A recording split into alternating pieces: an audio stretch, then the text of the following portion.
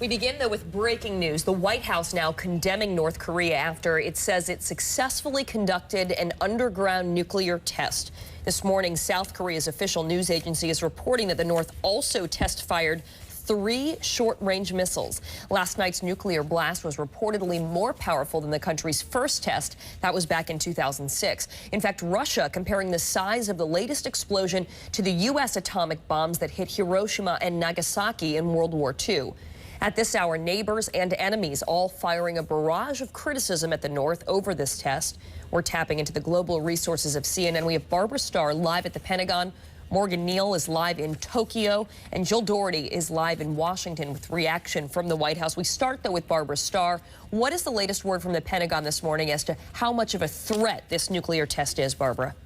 Well, Karen, we've been talking to our sources throughout the night, and let's be clear, the first question still to be answered by the Obama administration is, are they absolutely sure it was a nuclear test? A senior U.S. administration official says they are still analyzing all of the seismic data, all of the atmospheric data, and it may be Wednesday before they can come to a final conclusion about exactly what happened. The U.S. intelligence community keeps sensors in that region all the time. They are collecting the data, looking at it. You see a lot of conflicting reports about the size of the test, what exactly transpired. That's going to be the first job they have, trying to determine what happened and telling President Obama.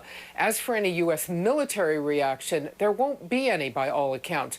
The U.S. military maintains ground forces in South Korea and both naval and air forces in the region. But make no mistake, this is going to be a diplomatic initiative once again between all the countries in the region and the United States to try and get North Korea to move away from its nuclear ambitions. Those short-range missile tests you talked about, very concerning, not unexpected. That's what North Korea does, but it certainly unsettles Japan and South Korean neighbors. Karen? In the meantime, we have this test coming as Defense Chief Robert Gates is getting ready to head into the region. Any word on whether or not this changes plans or adds to his agenda? Well, I think it certainly does add, in fact, as you say, to his agenda. This was a scheduled meeting. He is on his way to Singapore.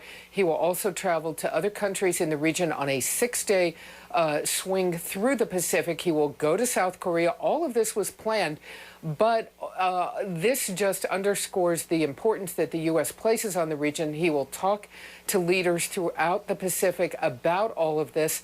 Again, it's a diplomatic initiative, and it is something that is very concerning to the U.S., and it will certainly shed light, I think, on the Obama administration's policy of engagement. There'll be a lot of talk about that, Karen. All right. Barbara Starr, following the developments from the Pentagon. We'll check in with you throughout the morning. Thanks, Barbara.